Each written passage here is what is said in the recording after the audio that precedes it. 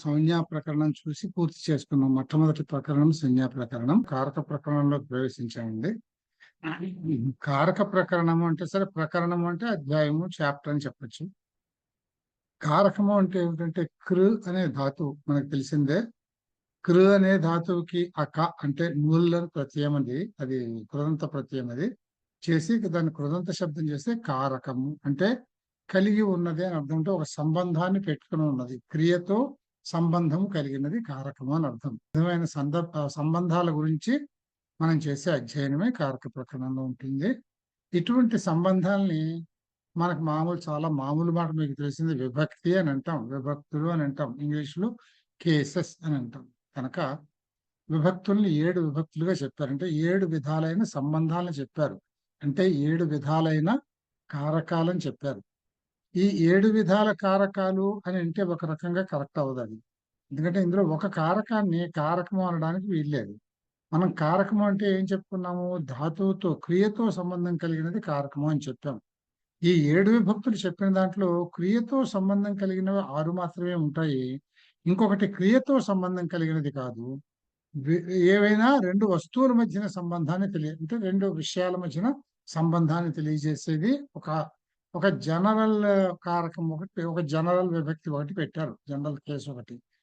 అంటే ఈ కారకాలు, క్రియతో సంబంధాన్ని సూచించే కారకాలు ఏది వర్తించినప్పుడు వర్తించే వేరే ఒక దాన్ని కారకము అని, శాసకారకము అని అడ్రస్ చేస్తాం. కానీ దాన్ని కారకము అని అనకూడదు. మనకు ఉన్న 6 కారకాలు, 7 విభక్తులు. ఈ 6 కారకాలు ఏమిటి అంటే మనకి కర్తృకారకము అని అంటాం. మొదటిది కర్తృకారకము అంటే కర్త. కర్త అంటే ఎవరు? క్రియతో సంబంధం ఏమిటి? క్రియని చేసేవాడు కర్త. ఇది కారకము అంటే. అందుకని కర్తృకారకము. రెండోది కర్మకారకము అని అంటాం. కర్మ అంటే ఏమిటి? క్రియ యొక్క ఫలితాన్ని అనుభవించేది కర్మ, కర్మకారకము. మూడోది కరణకారకము అని అంటాం. కరణము అంటే ఇన్స్ట్రుమెంట్, టూల్ అని అర్థం. ఇక్కడ ఆ క్రియని చెయ్యటానికి మనకి అత్యంతంగా ఉపయోగించే కారకాన్ని కరణము అని అంటాం మనం. దాన్ని కరణకారకము అని అన్నాం. అందుకనే కరణము అని పేరు దానికి.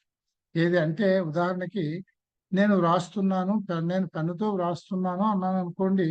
ఈ పెన్ అనేది నాకు రాయడం అనే క్రియకు పనికొచ్చేటటువంటి ముఖ్యమైన సాధనం కనుక ఈ పెన్ అనేది అక్కడ కారణము అవుతుంది అనమాట. ఇట్స్ ఎన్ ఇన్స్ట్రుమెంట్ అనేది అట్లా చెప్తాము. నాలుగోది సంప్రదాన కారకము అని అంటాం. సంప్రదాన కారకము అని అంటే ఒక దానం ఇవ్వడం అనే ఒక కార్యక్రమం జరుగుతూ ఉన్నప్పుడు మనం ఎవరిని ఉద్దేశించి అయితే ఆ దానాన్ని చేస్తూ ఉన్నామో వాళ్ళని సంప్రదానము అని అంటాం. వాళ్ళకి సంప్రదాన కారకం వస్తుంది, సంప్రదాన సంజ్ఞ ఇస్తామన్నమాట వాళ్ళకి. అది సంప్రదానము. అలాగే అపాదానము అంటే 2 విషయాల మధ్యన వేరు జరిగినప్పుడు, వేరు చెయ్యటం అనేది జరిగినప్పుడు అక్కడ స్థిరంగా ఉన్నది కాక ఏదైతే వేరు పడిపోయిందో దాన్ని అపాదానము. ఇది అపాదాన కారకం అవుతుంది. అపాదానము తరువాత ఇంకొకటి దాన్ని ఏమంటారు? అధికరణము అని అంటాం. అధికరణము అని అంటే ఇప్పుడు నేను కుర్చీలో కూర్చున్నాను అంటే నేను కూర్చున్నాను అనే క్రియకి అధికరణము అంటే ఆధారం అని అర్థం. అంతే. నేను కూర్చోవడం అనే క్రియకి ఆధారం ఏమిటి? కుర్చీ. అంచేత కుర్చీ అనేది అధికరణము అవుతుంది అన్నమాట. ఇది అధికరణ కారకం. ఇవన్నీ కర్తృకారకం, కర్మకారకం, కరణకారకం, సంప్రదాన కారకం, అపాదాన కారకం, ఆధారమైనటువంటిది అధికరణ కారకం. ఈ 6 కారకాలు చెప్పారు. 7వది ఒకటి ఉంది. అంటే ఈ 6 కారకాలు కానిది ఏదైనా ఉంటే దాన్ని ఇందులో వేసేస్తాం. దాన్ని ఏమంటామంటే శేషం. మిగిలినవన్నీ వేసేసేటటువంటి కారకము, విభక్తి. అందుకని దాన్ని షష్ఠిలో పెట్టారు అన్నమాట. ఇప్పుడు ఈ కారకాలు వచ్చిన తర్వాత ఈ సంబంధాన్ని సూచించేటందుకు మనం కొన్ని ప్రత్యయాలు చేరుస్తాం. ఈ క్రియకి ఈ కారకానికి మధ్యలో ఉండే సంబంధాన్ని సూచించేటందుకు ఒక ప్రత్యయాన్ని చేర్చి ఒక పదాన్ని తయారు చేస్తాం మనం. ఇందులో ఇప్పుడు చెప్పుకున్న 6 కారకాలు ప్లస్ శేషకారకం, ఈ 7 కారకాల్లోనూ ఆ శబ్దాలు, ఆ కారకాలైనటువంటి శబ్దాలకి ఏ ప్రత్యయాలు చేర్చి వాడతాము అని మనం స్టడీ చేస్తాము. ఇక్కడ ఈ ప్రత్యయాలని విభక్తి ప్రత్యయాలు అని మనం అంటాం. విభక్తులు విభక్తి అంటే చెప్పుకున్నాక సంబంధాన్ని సూచించేవి.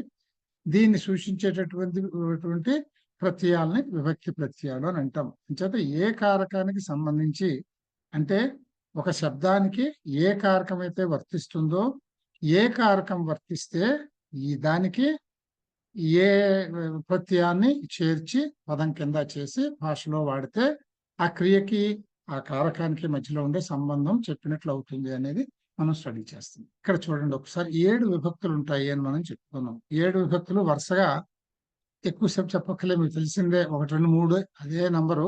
ప్రథమ, ద్వితీయ, తృతీయ, చతుర్థి, పంచమి, షష్ఠి, సప్తమి. 7ంటికి వరుస 1, 2, 3, 4, 5, 6, 7 అని నంబర్స్ ఇచ్చేసాం. అయితే ఇక్కడ కారకానికి ఒక పేరు ఇచ్చాం. కర్తృకారం, కర్మకారం అని ఒక పేరు ఇచ్చాం కనుక ఈ కారకం ఏమిటి అని అంటే ప్రథమా విభక్తిలో వచ్చేదాన్ని కర్తృకారకము అని అంటాం. కర్తృకారకం అంటే ఇవన్నీ మీకు నిర్వచనాలు మనం చదువుతున్నప్పుడు వస్తాయి, అప్పుడప్పుడు చూద్దాం. కర్త అంటే ఏమిటి? స్వతంత్ర కర్త, అది ఒక సూత్రం ఉంది, అట్లా వస్తాయి, అప్పుడు చూద్దాం అవి. కర్తృకారకం అనేది ఒకటి వస్తుంది. ఈ కర్తృకారకం అని వచ్చినప్పుడు అది ప్రథమా విభక్తి ప్రత్యయాలు చేరతాయి. ఇదన్నమాట. కారకానికి విభక్తి ప్రత్యయం చేర్చి పదాన్ని చేసే విధానం ఇది. కర్తృకారకమైనప్పుడు ప్రథమా విభక్తి ప్రత్యయాలు వస్తాయి. ప్రథమా విభక్తిలో ప్రత్యయాలు ఏమిటి? సు, ఔ, జస్ అనేవి 3 ప్రత్యయాలు ఉన్నాయి. 3 ప్రత్యయాలు ఎందుకు చెప్తారంటే ఇది సింగులర్ నంబరు, ఇది డ్యూయల్ నంబరు, ఇది ప్లూరల్ నంబరు. సంస్కృతంలో డ్యూయల్ కూడా ఉంటుంది కనుక దీనికి వేరే ప్రత్యయం ఉంటుంది. సు, ఔ, జస్ అని అంటాం అన్నమాట. కర్తృకారకం అంటే ఏమిటి? సబ్జెక్ట్ ఆఫ్ ది వర్బ్, అంటే క్రియకి కారకమైన వాడు, క్రియని చేస్తున్నవాడు వాడు కర్త అంటే. అంచేత కర్తృకారకం అంటే అర్థం సబ్జెక్ట్ ఆఫ్ ది వర్బ్, క్రియకి కర్త అయిన వాడు కర్తృకారకం అవుతాడు. ఇది తెలుగులో ప్రత్యయాలు మనం డూమువులు చేరుస్తాము. మీకు తెలుసును, డూమువులు అనేది ఏకవచనం ప్రత్యయాలు, లు అనేది బహువచన ప్రత్యయం. మీకు ఐడియా ఉందో లేదో అప్పుడు చిన్నపిల్ల అసలు చెప్పరు. కానీ ఈ 3 ఏకవచన. రాముడు అని అంటాము, లింగము అని అంటాము, ధనువు అని అంటాము, ధేనువు అని అంటాము. ఇవన్నీ ఏకవచన పదాలు. లు అంటే మనుష్యులు, వస్తువులు. లు పెట్టాము అంటే బహువచన ప్రత్యయం. మనకి తెలుగులో ద్వివచనం అనేది వాడుకలో లేదు కదా, ఓన్లీ ఏకవచనం ఉంది, బహువచనం ఉంది కనుక బహువచన ప్రత్యయం, ఏకవచన ప్రత్యయాలు మాత్రమే ఉంటాయి. ఇక్కడ ద్వివచనం కూడా ఉంది కదా, అంటే 2 వస్తువులకి లేక 2 వ్యక్తులకి కలిపి వాడేటట్టు అడ్రస్ చేయాల్సి వచ్చినప్పుడు వాడే ప్రత్యయాన్ని, దానికి ద్వివచన ప్రత్యయం కూడా ఉన్నది కనుక ఇక్కడ 3 ప్రత్యయాలు వస్తాయి. ఏకవచన ప్రత్యయం, ద్వివచన ప్రత్యయం, బహువచన ప్రత్యయం. సు, ఔ, జస్. అలాగే రెండోది కర్మకారకము. ఈ కర్మకారకం ఏదవుతుంది అంటే క్రియ యొక్క ఫలితాన్ని అనుభవించేది, దాన్నే ఆబ్జెక్ట్ అని అంటాం మనం ఇంగ్లీష్లో. ఇంగ్లీష్ కూడా తెలుసుకోండి, ఒక్కొక్కసారి మనకు సులభంగా. రేపు మీరు ట్రాన్స్లేషన్ పేపర్లో ట్రాన్స్లేషన్ అనేది ఇంగ్లీష్ టు సాంస్క్రిట్ చేస్తారు కనుక ఇంగ్లీష్లో కూడా కొంచెం గుర్తించి పెట్టుకుంటే మంచిది. రేపు పొద్దున మీరు ట్రాన్స్లేషన్ చేయడానికి మీరు next year final year exams వచ్చినప్పుడు చాలా ఉపయోగం అవుతుంది. అందుకని ఆబ్జెక్ట్ అని అంటాం దీన్ని. ఆబ్జెక్ట్ అంటే కర్మకారకము, కర్మ అన్నమాట. ఈ కర్మ అనే దానికి ఆ శబ్దాన్ని తయారు చేయడానికి వాడే ప్రత్యయాలు అం, ఔట్, షస్. ఇంక వస్తమానం చెప్పక్కర్లేదు. ఈ చెప్పే 3 ఏకవచనానికి చేర్చే ప్రత్యయం ఒకటి, ద్వివచనంలో చేర్చే ప్రత్యయం ఒకటి, బహువచనంలో చేర్చే ప్రత్యయం ఒకటి అన్నమాట. ఇది కర్మకారకానికి వచ్చేటటువంటి ప్రత్యయాలు. అలాగే తృతీయ విభక్తి కరణకారకము. కరణకారకం అంటే ఏం చెప్పాం? ఇక్కడ ఇంగ్లీష్ నేమ్స్ కూడా చూడండి. నామినేటివ్ కేస్ అంటే కర్త, నేమ్ అనమాట. నేమ్ లో నుంచి వచ్చింది నామినేటివ్ కేస్. తర్వాత కర్మ. కర్మ అంటే ఎక్యూజేషన్, అంటే ఎవరికైతే ఆరోపిస్తున్నామో ఆ క్రియ యొక్క ప్రభావాన్ని, అందుకని ఎక్యూజేటివ్ కేసు అని పేరు వచ్చింది. మూడోది తృతీయ విభక్తి కరణకారకము అని అన్నాము. కరణము అంటే ఏం చెప్పాము?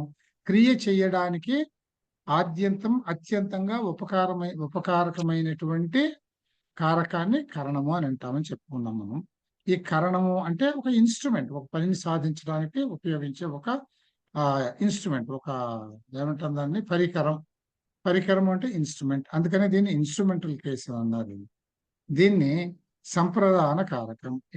ఇన్స్ట్రుమెంటల్ కేసుకి ప్రత్యయాలు వచ్చేవి టా, భ్యా, భిస్ అని అంటాము. అంటే ఇంగ్లీష్ లో అర్థాలు చూసుకోండి మీరు. బై అని వచ్చినా, విత్ అని వచ్చినా, అంటే ఇది అప్రాక్సిమేట్లీ పర్ఫెక్ట్లీ అని కాదు, కానీ almost these things, these meanings hold in general to a large extent. So by, with, through అనే అర్థాలు వచ్చినప్పుడు మీరు తృతీయ ప్రత్యయం పెట్టాలి అని గుర్తు పెట్టుకోండి. ఎందుకంటే మీరు ఇంగ్లీష్ ప్యాసేజ్ ని సంస్కృతంలో ట్రాన్స్లేట్ చేయాలంటే ఇవి తెలియాలి మీకు. అక్కడ ప్రపోజిషన్ ఏమొచ్చిందా అని చూసుకుని ఆ ప్రపోజిషన్ ని బట్టి మీరు దానికి సరైన ప్రత్యయం సంస్కృత శబ్దానికి తగిలించి వాడాల్సి వస్తుంది. దీని తెలుగులో చేతన్ చే తోడనం, చేత తో చే తో అని వాడతాం కదా, అవి సరిపోతాయి. చేత చే తోడ తో వాటికి వచ్చేటటువంటివి ప్రత్యయాలు తెలుగులో ఇవి వస్తాయి అన్నమాట. ఇది తృతీయ విభక్తి ఇన్స్ట్రుమెంట్ల కేసు అంటాం. చతుర్థి విభక్తి అంటే డేటివ్ కేసు అని అంటాము. ఇక డేటివ్ అంటే కూడా దానానికి సంబంధించినటువంటి మాట. ఇక్కడ దానము అనేది జరిగేటప్పుడు ఎవరిని ఉద్దేశించి దానం చేస్తామో వాళ్ళని సంప్రదానము అని అంటాము. సంప్రదానము అన్నప్పుడు మన తెలుగు అంటే వారి కొరకు ఇస్తున్నాను, నీ కొరకు చేస్తున్నాను, నీకై నేను వస్తున్నాను, ఇలా అన్నప్పుడు ఆ కొరకు కై అనే దాంట్లో మనం ఏం చేస్తున్నాం, వాళ్ళ కోసం మనం ఒక పని చేస్తున్నాము. ఈ కోసము అని అంటే ఏమిటి, సహాయం చేయడమే కదా. అందుకని ఈ కొరకును కై అనే తెలుగు ప్రత్యయాలు. టు అండ్ ఫర్ అనేవి ఇంగ్లీష్ లో ఈ ప్రిపోజిషన్స్ వస్తే దానికి ఈ చతుర్థి ప్రత్యయాలు పెట్టాలి. చతుర్థి ప్రత్యయాలు ఏమిటంటే ఞే, భ్యా, భ్యస్ అనేవి 3 చతుర్థి ప్రత్యయాలు.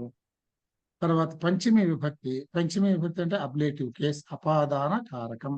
అపాదానము అంటే వివక్ష విడదీయపడటము అన్నమాట, సెపరేట్ అవ్వడము అన్నమాట.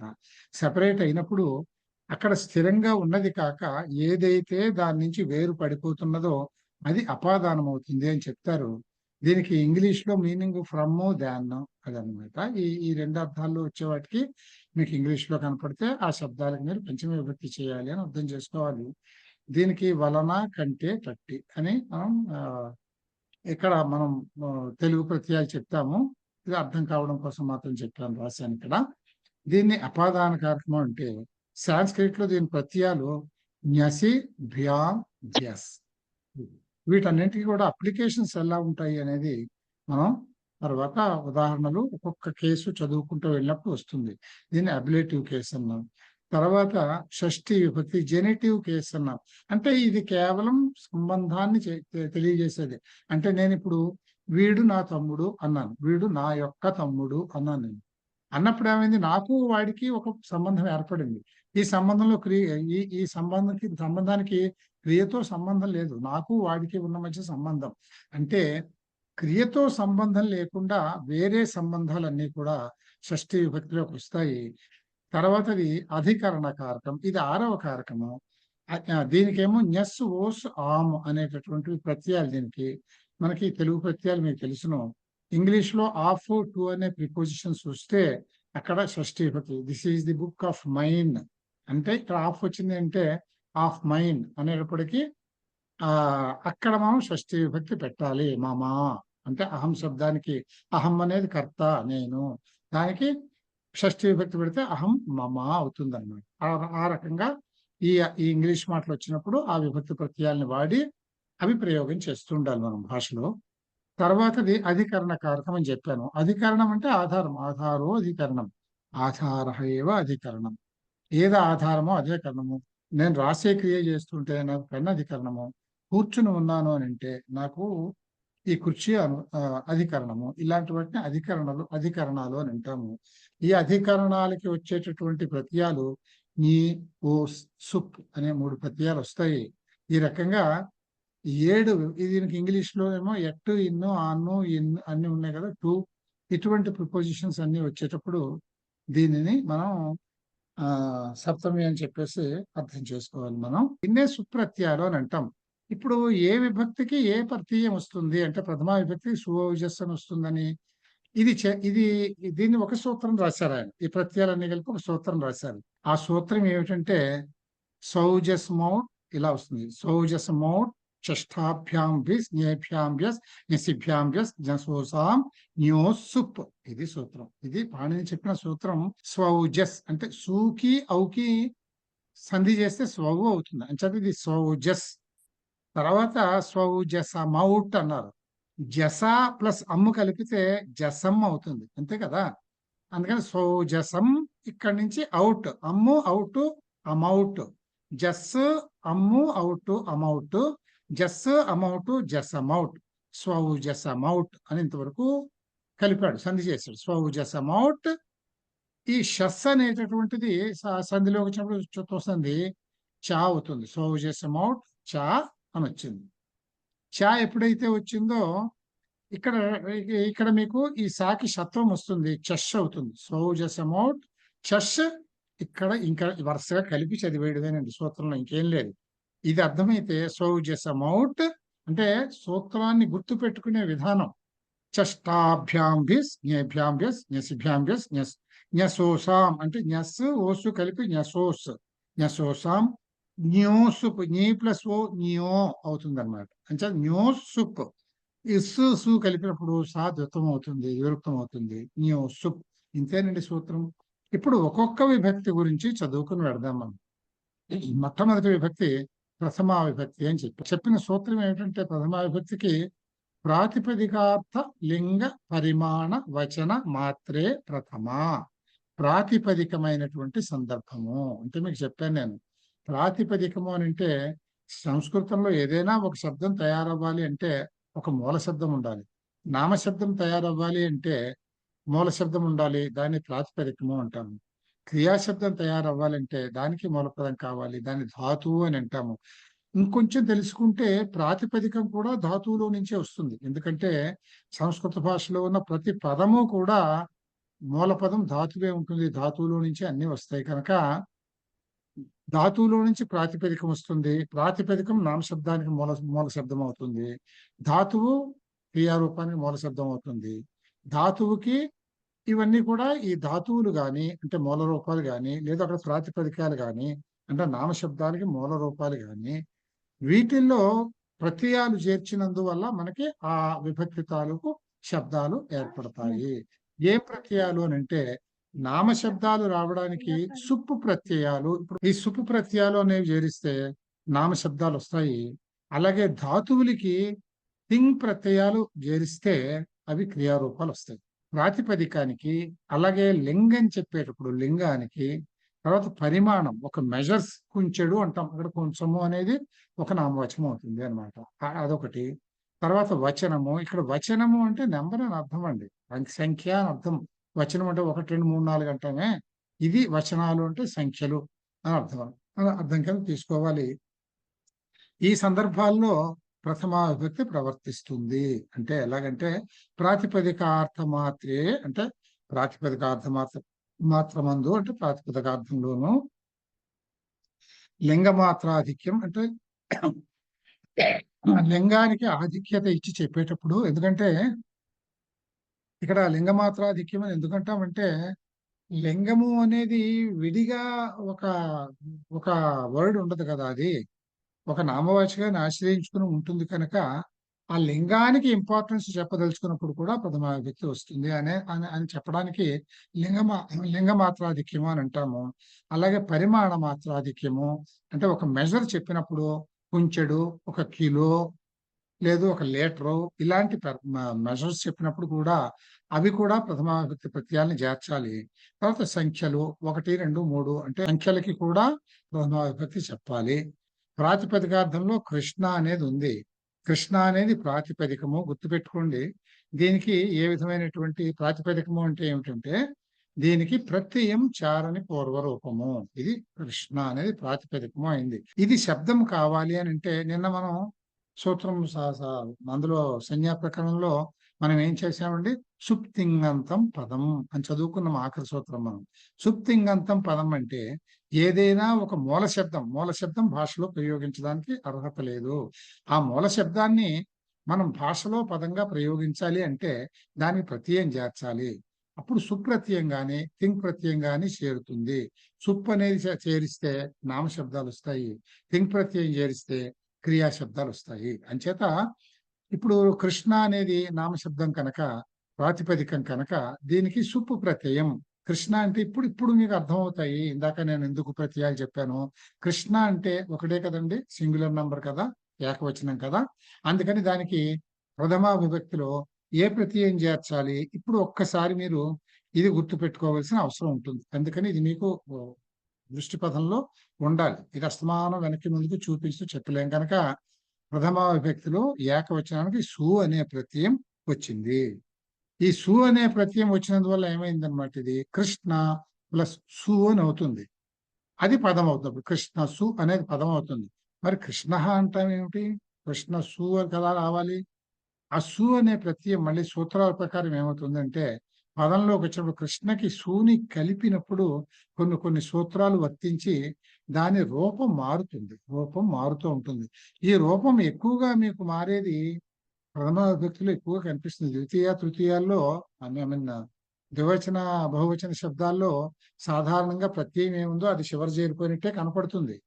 ఒక్క ప్రథమాలో మాత్రం సూత్రాల పూర్వకంగా రూపం మారి అంతా కొత్తగా కనిపిస్తుంది. ఉదాహరణకి కృష్ణ ప్లస్ సు బికమ్స్ కృష్ణ అవుతుంది. కృష్ణ అనగానే మీరు అర్థం చేసుకోవాలి, కృష్ణ అనే ప్రాతిపదికానికి సు అనే ఏకవచన ప్రథమావిభక్తి ప్రత్యయం చేరినందువల్ల కృష్ణ అనే శబ్దం ఏర్పడింది అని చెప్పాలి. ఇలాగే ఉచ్చ, నీచ అనే శబ్దాలు ఉన్నాయి. ఇది కూడా అంతే. ఉచ్చై, నీచై అనేది ఇక్కడ కూడా అలాగే ఉచ్చయి ప్రత్యయం చేరి ప్రథమా విభక్తి ప్రత్యయం చేరి తర్వాత లింగమాత్రాధిక్యమందు ప్రథమా విభక్తి. అంటే ఇక్కడ లింగమాత్రాధిక్యము, ఈ ఆధిక్యము అంటే ఏమిటో అర్థం కావాలంటే ఇక్కడ చూడండి. తటహ, తటి, తటం అనే 3 శబ్దాలు ఉన్నాయి ఇక్కడ. అన్నింటికీ అర్థం ఒకటే. తటము అంటే తీరము, రేవు అని అర్థం. అన్ని తట శబ్దాలే గాని ఇక్కడ శబ్దానికి కాదు ఇక్కడ ఇంపార్టెన్స్. ఆ శబ్దానికి మనం అటాచ్ చేస్తున్న లింగానికి ఇంపార్టెన్స్. అంటే లింగానికి ఆధిక్యత ఉన్నది ఇక్కడ. పుల్లింగంలో అయితే తటహ అవుతుంది. అంటే తట ప్లస్ సు అనేది ఇక్కడ వస్తుంది అనమాట. అలాగే స్త్రీలింగంలో అయితే తటి అవుతుంది. ఇక్కడ కూడా మూల శబ్దం తటానే. తటహ అవ్వాలంటే సు ప్రత్యయం వచ్చింది. ఇది పుల్లింగంలో. స్త్రీలింగంలో తటకి ఏ ప్రత్యయం వస్తుందండి? దానికి వేరే నీ ప్రత్యయం అని ఉంటుంది. సరే, అవన్నీ ఇప్పుడు అక్కర్లేదు. ఇక్కడ ఒక ప్రత్యయం వచ్చి స్త్రీలింగంలో తటి అయింది. అలాగే అమ్మ అనేటటువంటిది ప్రత్యయం వచ్చి పుల్లింగంలో ఐ మీన్ నపుంసకలింగంలో తటం అనే శబ్దం అయింది. అంచేత లింగమాత్రాధిక్యంలో కూడా ఇక్కడ ప్రథమ విభక్తి ప్రత్యయాలు మనం ఏర్పాటు చేస్తున్నాము అని ఇక్కడ మనం లింగమాత్రాధిక్యం అంటే అది. పరిమాణ మాత్రాధిక్యం అంటే ద్రోణ. ఇక్కడ ద్రోణము అంటే ఒక మెజర్, ఒక బకెట్ అనుకోండి, లేకపోతే ఒక కొంచెం లాంటిది అనుకోండి, ఏదైనా ఒక మెజర్ అది. వ్రీహి అంటే ధాన్యము. ద్రోణో వ్రీహి అంటే ద్రోణ వ్రీహి, ఒక ద్రోణుడు బియ్యము, గింజలు అని అర్థం. ఇక్కడ ద్రోణ అనేటటువంటిది పరిమాణం. ఆ పరిమాణానికి కూడా ప్రథమా విభక్తి పెట్టి ద్రోణ అని చెప్పి వాడాము. తర్వాత వచనము అంటే సంఖ్య. ఏక, ద్వి, బహువచనాలకు కూడా ప్రథమా విభక్తి వస్తుంది. ఏకహ అని అంటాం కదా. ఏకహ, ఏక, ఏకం. మళ్ళీ ఏక శబ్దానికి పుల్లింగంలో ఏకహ అయితే స్త్రీలింగంలో ఏక అవుతుంది, నపుంసకలింగంలో ఏకం అవుతుంది. మీరు వాడే సందర్భాన్ని బట్టి, లింగమాత్రాధిక్యాన్ని బట్టి ఆ ప్రత్యయం మారుతుంది. అంతే తప్ప వచ్చేది మాత్రం ప్రథమా ప్రత్యయమే వస్తుంది. ఇది ప్రథమా విభక్తి గురించండి. తర్వాత రెండోది ఇంకెక్కడ వస్తుందంటే ప్రథమా విభక్తి సంబోధనేచ. అంటే ఇక్కడ చూడండి, మీరు సూత్రాలను ఎలా అర్థం చేసుకోవాలంటే, ఇక్కడ ప్రాతిపదికార్థ లింగ పరిమాణ వచన మాత్రే ప్రథమ. ఇది మొదటి సూత్రం కనుక ప్రథమ వస్తుంది అని ఇక్కడ మీకు చెప్పాడు. ఇంకా రెండో సూత్రంలో దీనికి కూడా ప్రథమ వస్తుంది అని చెప్పడు. మీరు దీన్ని ఇక్కడ అర్థం చేసుకోవాలి. ఇక్కడ ఏం చెప్పాడు? కేవలం సంబోధనేచ అనంటే సంబోధన యందు కూడా ఏమిటి? ఈ ప్రథమ ఇక్కడ తెచ్చుకోవాలి. సంబోధనేచ ప్రథమ అంటే సంబోధన విషయంలో కూడా ప్రథమా విభక్తి వస్తుంది. ఏ రామ. ఇక్కడ రామ అన్నప్పుడు సంబోధనకి ప్రథమా విభక్తికి తేడా ఏమిటంటే, ప్రథమా విభక్తి శబ్దం రామ అయితే సంబోధనలో వచ్చినప్పుడు ఆ విసర్గ లోపిస్తుంది. దీంతో ప్రథమా విభక్తి అయిపోయిందండి. రెండోది ద్వితీయ విభక్తి. మొదటి సూత్రం ద్వితీయ విభక్తి కారకే. కారకే అనేది ఇది అధికృత్య అంటే ఇది అధికార సూత్రము అని అంటాం. అంటే అధికార సూత్రము అని అంటే మనం కారక ప్రకరణం చదువుతున్నాం, కారకాల గురించి చదువుతున్నాం. అంచేత కారకే అంటే అర్థం ఏమిటంటే ఇక్కడి నుంచి చెప్పే వాటన్నింటికి కారకము అని పేరు. ఈ సూత్రం అంతవరకే. ఇది జనరల్ పేరు పెట్టాం. పెట్టిన తర్వాత మొదటి సూత్రం కర్తురీప్సితమం కర్మ. ఏది కర్మకారకం అవుతుంది అనేది ఇక్కడ మనం నేర్చుకుంటున్నాం. ఏది కర్మకారకం అవుతుంది అంటే కర్తు ఈప్సిత తమం కర్మ. అంటే కర్తు అంటే కర్త శబ్దానికి, కర్తృ శబ్దానికి షష్ఠి అనమాట. కర్తు ఈప్సితమం. ఈప్సితము అంటే ఇష్టము. ఈప్సితతమము అంటే అత్యంత ఇష్టమైనది అని అర్థం అన్నమాట. కర్మ, దానికి కర్మసంజ్ఞ వస్తుంది. కర్తుః క్రియయా ఆప్తుం ఇష్టతమం కారకం కర్మసంజ్ఞం స్యాత్. అంటే క్రియలో కర్తకి ఆప్తుం ఇష్టతమం అత్యంత ఇష్టమైనటువంటి కారకం ఏదైతే ఉందో అది కర్మసంజ్ఞను పొందుతుంది. కర్త యందలి క్రియతో సంబంధించుటకు ఇష్టతమమగు కారకము కర్మసంజ్ఞ కలిగినది అగును. ఇక్కడ ఒక ఉదాహరణ చూద్దాం మనం. ఉదాహరణ ఏం చెప్పారండి? హరిం భజతి, హరిని భజిస్తున్నాడు అని అర్థం. ఎవరండి? ఎవడో కర్త ఉంటాడు కదా, నేను మీరు. రామ హరిం భజతి అని అనుకోండి దీన్ని. రామ హరిం భజతి. ఈ రామ అనేవాడు కర్త, కర్త అనేవాడు భజిస్తున్నాడు, పూజిస్తున్నాడు. పూజించడానికి రామునికి అత్యంత ఇష్టమైన వాడు ఎవరు? హరి, విష్ణుమూర్తి. అందుకని ఈ హరి అనే ఆయనకి కర్మసంజ్ఞ వచ్చింది. అందుకని హరికి కర్మసంజ్ఞ వచ్చింది. రామ హరిం భజతి అనే వాక్యంలో హరి అనే దానికి కర్మసంజ్ఞ వచ్చింది. ఎందుకు వచ్చింది అంటే ఈ భజతి అనే క్రియలో రామ అనేటటువంటి కర్తకి అత్యంత ఇష్టమైన వాడు హరి కనుక హరికి కర్మసంజ్ఞ వచ్చింది. ఈ సూత్రం ఇంతే. కర్తురీప్సితమం కర్మ, కర్మసంజ్ఞ ఎందుకు కర్మసంజ్ఞ వేటికి వస్తుంది అనే దానికి ఇది సూత్రము. దీన్ని సంజ్ఞా సూత్రము అని అంటాం. అంటే ఒక శబ్దానికి ఏ సందర్భంలో ఏ సంజ్ఞ వస్తుంది అనే చెప్పే సూత్రాలని సంజ్ఞా సూత్రాలు అని అంటాం. తర్వాత ఏ సంజ్ఞ వస్తే ఏ విభక్తి తాలూకు ప్రత్యయం పెట్టాలి అనేదాన్ని రెండోది, దాన్ని విభక్తి సూత్రము అని అంటాం. అంచేత ఎప్పుడైనా కానీ ఒక శబ్దాన్ని అంటే ఒక ప్రాతిపదికాన్ని శబ్దంగా మార్చాల్సి వచ్చినప్పుడు, పదంగా మార్చాల్సి వచ్చినప్పుడు రెండు సూత్రాలు అప్లై అవుతాయి జనరల్ గా. ఒకటి అది ఏ కారకము, రెండోది ఆ కారకం అయితే ఏ ప్రత్యయం వచ్చి ఏ విభక్తి అవుతుంది. అంచేత ఒకటి కారక సూత్రం వస్తుంది, సంజ్ఞా సూత్రం వస్తుంది, ఇంకొకటేమో విభక్తి సూత్రం కారక సూత్రం వస్తుంది. రెండు సూత్రాలు వస్తాయి జనరల్ గా. ఇలా రాకుండా వీటన్నింటినీ, అందుకనే ఇక్కడ కారకం అయినందువల్ల విభక్తి వస్తున్నది కనుక వీటిని కారక విభక్తులు అని అంటాం. కారక విభక్తులు కాకుండా అంటే కారకం కాకుండానే కొన్ని కొన్ని చోట్ల ఆటోమేటిక్ గా ఆ కేసులు వచ్చేస్తాయి, ఆయా విభక్తి ప్రత్యయాలు వచ్చేస్తాయి, అది కారకం కాకుండా. అది రావడానికి అక్కడక్కడ పరిస్థితులు వేరే ఉంటాయి. పక్కన ఉన్న శబ్దం వల్ల రావచ్చు, ఇంకా ఏ కారణాల వల్ల రావచ్చు. అది ముందు ముందుకు వెళ్తే వస్తాయి. ఆ వచ్చేదాన్ని బట్టి పక్కనున్న శబ్దం మూలంగా రావాల్సి వస్తే, విభక్తి ప్రత్యయం రావాల్సి వస్తే దాన్ని ఉపపద విభక్తి అని అంటాం. ఈప్సితం కర్మ అనే సూత్రం వలన హరికి కర్మసంజ్ఞ వచ్చింది. ఇక్కడ మీకు ఒక చాలా ఇంపార్టెంట్ విషయం చెప్తాను నేను. మీరు పరీక్షలో రాసినప్పుడు తప్పకుండా ఈ ఈ డిస్టింక్షన్ తెలిసి రాయాలి మీరు విత్ క్లారిటీ. ఏంటంటే ఇక్కడ నేను ఏం రాశానండి?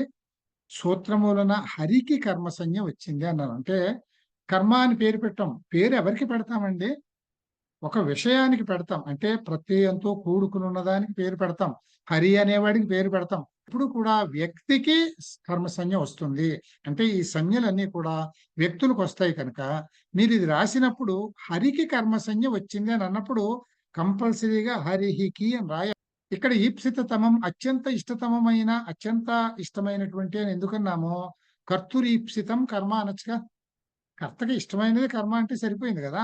అత్యంత ఇష్టమైనది అని ఎందుకు అనాలి అంటే, ఉదాహరణ చెప్తాను నేను. ఇప్పుడు నాకు అన్నం తినడం ఇష్టం అండి, కానీ ఉత్తి అన్నం బొక్కుతామా? కాదు కదా. ఆ అన్నంలో ఒక కూరో ఒక పెరుగో పప్పో ఏదో వేసుకు తింటాం. అంచేత నేను పెరుగు అన్నం తింటున్నాను అన్నాను అనుకోండి. ఇక్కడ పెరుగు అన్నం తింటున్నాం అంటే ఇక్కడ ఎన్ని తిన్నానండి? పెరుగు ఒకటి తింటున్నాను, అన్నం ఈ రెండు కలిపింది తింటున్నాను కదా నేను. ఈ రెండిటిలో నాకు అత్యంత ఇష్టమైనది ఏది? అన్నం. అందుకనే అన్నం అన్నం ఉన్న వాటిలో కల్లా మీకు ఏది అతి మిక్కిలి ఇష్టమో దానికి కర్మసంజ్ఞ వస్తుంది అని అర్థం. ఇంకొక దానికి రాదు అని అర్థం అనమాట. సో ఆ సూత్రం అక్కడికి పూర్తయింది. మూడో సూత్రం, ఇది ఒక అధికార సూత్రం. అనభిహితే. అనభిహితే అని అంటే ఏంటంటే చెప్పబడనిది అని అర్థం. అభిహితం చెయ్యడము అంటే చెప్పడం. అనభిహితే నా అభిహితే అంటే చెప్పకపోవడం, చెప్పబడనిది. ఈ చెప్పబడనిది అంటే అర్థం ఏమిటో మీకు నేను ఇప్పుడు థియరిటికల్ గా చెప్పే కంటే తర్వాత సూత్రంలో ఉదాహరణతో చూపించి చెప్తే మీకు అర్థమవుతుంది. అక్కడ చెప్తాను. ఇది అధికార సూత్రం. ఎందుకు అధికార సూత్రం చెప్పారంటే ఇప్పుడు ఈ కర్మసంజ్ఞ వచ్చిన తర్వాత దీనికి ఒక పదం అవ్వడానికి ఈ సంజ్ఞ వచ్చిన తర్వాత ఒక పదం చేయడానికి దీనికి ఓ విభక్తి ప్రత్యయం పెట్టాలిగా. ఆ విభక్తి ప్రత్యయం పెడితేనే కదా పదం అవుతుంది. అంచేత ఏ విభక్తి ప్రత్యయం పెట్టాలి అని అంటే ఇది సూత్రం దానికి. కర్మణి ద్వితీయ అంటే కర్మ సంజ్ఞ వచ్చిన కర్మణి అనేది కర్మ అనే శబ్దానికి ఇది సప్తమి ప్రయోగం. కర్మణి కర్మయందు అంటే కర్మ సంజ్ఞ వచ్చినప్పుడు కర్మ సంజ్ఞ యందు ద్వితీయ విభక్తి వస్తుంది అని అర్థం. అది అనుక్తే కర్మణి ద్వితీయ స్యాత్. అనుక్తే కర్మణి ద్వితీయ స్యాత్ అంటే ఇప్పుడు ఇక్కడ అనభిహితే అన్నాను చూసారా. ఈ అనుక్తే అన్న అనభిహితే అన్న ఒకటే. ఇక్కడ వృత్తి కనుక అనుక్తే అని రాశాము, సూత్రం కనుక అనభిహితే అని ప్రత్యేకంగా అక్కడ అలా చెప్పారు కనుక అదే రాయాలి. అనభిహితే మీన్స్ అనుక్తే చెప్పబడని. అంటే ఇక్కడ అనభిహితే కర్మణి ద్వితీయ అన్న తప్పలేదు.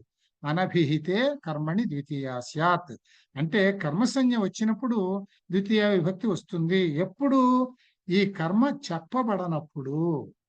అనభిహితే చెప్పబడనప్పుడు రామ హరిం భజతే అన్నానండి. రాముడు హరిని భజిస్తున్నాడు అని అర్థం. ఇది భజతి యాక్టివ్ వాయిస్. అర్థమైందా మీకు? ఇక్కడ భజతి అంటే యాక్టివ్ వాయిస్ అంటే కర్తరి అంటాం. కర్తరి క్రియారూపం కర్తరి, క్రియారూపం కర్మణి అని కూడా ఉంటాయి. భజిస్తున్నాడు అంటే కర్తరి. ఎవడు భజిస్తున్నాడు? ఒక కర్త భజిస్తున్నాడు. భజిస్తున్నాడు అనగానే ఎవడు అనేది అడ్రస్ అవుతుంది. అంటే కర్త, భజించేవాడు ఎవడు? రాముడు అని అడ్రస్ అవుతుంది. అలాగే కాకుండా భజతి కాకుండా ఇంకొకటి భజింపబడుతున్నాడు అని నేను ప్యాసివ్ ఫార్మ్, దీన్ని కర్మణి ప్రయోగము అని అంటాం మనం. భజింపబడుతున్నాడు అన్నాం అనుకోండి. భజింపబడుతున్నాడు అంటే ఎవరు భజింపబడుతున్నాడు అంటే ఎవరు చెప్పబడతాడండి? భజిస్తున్నాడు అన్నప్పుడు ఎవరు అంటే కర్త వస్తాడు ఆన్సర్. అవును కదా. భజింపబడుతున్నాడు అంటే ఎవరు అన్నప్పుడు ఏమొస్తుంది? కర్మ. రాముడు హరి భజింపబడుతున్నాడు, లేకపోతే శ్రీ మహాలక్ష్మి భజింపబడుతున్నది. ఈ రకంగా కర్మని ప్రయోగం చేసినప్పుడు మీకు కర్మ ఆన్సర్ అవుతుంది. అంటే ఏమిటి? మీరు కర్మని క్రియారూపం వాడితే కర్మ అభిహితమైపోతుంది. వెంటనే కర్మకి రిఫ్లెక్షన్ పెడుతున్నది కనుక కర్మ అభిహితమైంది అని అన్నారనమాట ఇక్కడ. అలా అభిహితమైనప్పుడు మనం అక్కడ ద్వితీయ రాదు. అది అందుకని అనవిహితే అనే సూత్రానికి అర్థం. అది చెప్పబడనప్పుడు అంటే క్రియ చేత కర్మ రివీల్ చేయబడనప్పుడు. భజిస్తున్నాడు ఎవరు అంటే కర్త అవుతాడు, కర్మ కాదు. అక్కడ కర్మ క్రియ చేత అభివ్యక్తీకరింపబడలేదు. అదే మీరు భజింపబడుతున్నాడు ఎవరు అంటే హరి అన్నప్పుడు హరి ఎక్కడ ఓపెన్ అప్ అయిపోయారు. హరి అనేటటువంటిది చెప్పబడ్డాడు కనుక అభిహితం అయిపోయింది. అప్పుడు అక్కడ ద్వితీయ రాదు, అక్కడ ప్రథమాయే వస్తుంది అని మనం ఆ సూత్రం అనమాట. అందుకని ఇక్కడ అనభిహితే అన్న సూత్రానికి అర్థం అదనమాట. చెప్పబడనప్పుడు అంటే క్రియ చేత రివీల్ కాబడనప్పుడు అని అర్థం. ఇది అనుక్తే కర్మణి అంటే ఇప్పుడు మీరు ఎప్పుడు వృత్తి రాసినా కూడా అనుక్తే గాని అనభిహితే గాని రాయడం మర్చిపోకూడదు. కర్మణి ద్వితీయ శాతం రాసి ఊరుకుంటే తప్పవుతుంది. అనభిహితే కర్మణి ద్వితీయ స్యాత్ లేదు, అనుక్తే కర్మణి ద్వితీయ స్యాత్ అని చెప్పాలి. అంటే కర్మ దేని చేతను చెప్పబడినప్పుడు ద్వితీయ విభక్తి వస్తుంది అని సూత్రం. అంచేత ఇక్కడ భజతి అన్నప్పుడు కర్మ చెప్పబడటం లేదు కనుక హరిం అని ద్వితీయ వచ్చింది. ఇక్కడ ద్వితీయ వచ్చినప్పుడు మీకు ఇక్కడ గుర్తుపెట్టుకోండి, ద్వితీయ రావడం అంటే అర్థం ఏమిటి? హరి అనే ప్రాతిపదికకి ద్వితీయ విభక్తి ప్రత్యయం. ద్వితీయ విభక్తి ప్రత్యయ హరి అనేది ఏకవచనం కనుక ఏకవచన ద్వితీయ విభక్తి ప్రత్యయం ఏమిటండి? మళ్ళీ ఇందాక నేను అందుకే చూపించాను. ఔట్షస్ అనేటటువంటిది. హరి ప్లస్ బికమ్స్ హరిం అన్నమాట. ఇట్లా హరిం అనే రూపం వచ్చింది. ఇక్కడ మీరేం గుర్తుపెట్టుకోవాలంటే ఇందాక నేను మీకు ఇక్కడ ఒకటి చాలా ఒత్తి చెప్పాను. కర్మసంజ్ఞ ఎవరికి వస్తుంది? వ్యక్తికి వస్తుంది. ఇక్కడ మీకు ద్వితీయ వస్తుంది అంటే ద్వితీయ విభక్తి వస్తుంది అంటే ద్వితీయ ప్రత్యయం చేరి ద్వితీయ విభక్తి రూపం వస్తుంది అని అర్థం. ద్వితీయ ప్రత్యయం దేనికి చేరుతుందండి? వ్యక్తికి ప్రత్యయం చేరదు. అంటే ఇప్పుడు రామః లేకపోతే హరిహి అన్నకి ప్రత్యయం ఏముంది? ఏముండదు. ప్రత్యయం చేరితేనే ఆ రూపం వస్తుంది కనుక ప్రత్యయం ఎప్పుడు కూడా మీకు దేనికి చేరుతుంది అంటే ప్రాతిపదికానికి ప్రత్యయం చేరుతుంది. సంజ్ఞ అనేది వ్యక్తికి చెందుతుంది. ప్రత్యయము అనేది ప్రాతిపదికానికి చేరుతుంది. అంచేత ఇక్కడ ఏం రాయాలి మీరు? హరి శబ్దమునకు అని రాసి. ఇక్కడ శబ్దము అంటే అర్థం ప్రాతిపదికము అని అర్థం. కర్మణి ద్వితీయ అను సూత్రం వలన హరి శబ్దమును, ఇక్కడ హరికి ద్వితీయ విభక్తి వచ్చేంటే తప్పు. ఎందుకంటే హరికి అంటే హరి అనే వ్యక్తికి అనే అర్థం వస్తుంది అక్కడ. హరి అనే వ్యక్తి అని చెప్పాక ఇంకా ప్రత్యయమే వస్తుంది, ఆల్రెడీ ప్రత్యయం ఉంది అక్కడ. ఇక్కడ హరికి అనకుండా కానీ హరి శబ్దమునకు అనాలి, లేదు హరి ప్రాతిపదికమునకు అని కూడా అనొచ్చు. అలా అంటే మరీ మంచిది. అంటే ఇక్కడ ప్రాతిపదికానికి మాత్రమే వ్యక్తి ప్రత్యయం వస్తుంది కనుక ఇక్కడ వ్యక్తిని సూచించకూడదు. ఇది అంటే వచ్చి అక్కడ హరి ప్లస్ అమ్మ అనేది హరిం అనే రూపం ఏర్పడింది. మొత్తంగా హరిం భజతి అని ఏర్పడింది. ఇప్పుడు మీకు ఈ సూత్రాల్లో ఏదో ఇప్పుడు కర్తృప్సితమం కర్మ అని రాస్తే ఇది రాసేస్తే సరిపోతుంది కాస్తాను. అదే మీకు హరిం భజతి అనేది ఇచ్చి వ్యాకరణ కార్యం విశ్రయత అని అన్నాడు అనుకోండి, అన్నప్పుడు మీరు ఏం రాయాలి? 2 సూత్రాలు రాయాలి. ఇందులో హరిం మొత్తం ఎక్స్ప్లెయిన్ చేయాలిగా మీరు. హరిం ఎక్స్ప్లెయిన్ చేయాలంటే ముందు సంజ్ఞా సూత్రం కర్తృప్సితమం కర్మ అని దాని వృత్తి రాసి, అంచేత హరికి కర్మసంజ్ఞ వచ్చినది అని రాసి, సూత్రం నెంబర్ 2 కర్మణి ద్వితీయ. కర్మణి ద్వితీయ అనే సూత్రం వలన హరి శబ్దమునకు లేక హరి ప్రాతిపదికమునకు, ఇక్కడ హరికి, ఈ 2 తేడా గమనించాలి. ఈ తేడా కాన్స్పిక్యూస్ గా మీరు రాస్తేనే మార్కులు వస్తాయి, లేకపోతే తప్పు రాసినట్టు అవుతుంది. ఇక్కడ హరికి, ఇక్కడ హరి శబ్దానికి లేక హరి ప్రాతిపదికానికి కర్మసంజ్ఞ వచ్చినందువల్ల ద్వితీయ విభక్తి ప్రత్యయం వచ్చి హరిం అనే రూపం ఏర్పడింది. ఈ విధంగా హరిం భజతి అనే రూపం ఏర్పడింది అని రాయాల్సి వస్తుంది. మీకు హరిం భజతి ఇచ్చి విశ్లేషణ చేయమంటే ఈ 2 సూత్రాలు కలిపి రాయాల్సి వస్తుంది. Okay sir, thank you. Okay, ధన్యవాదాలండి.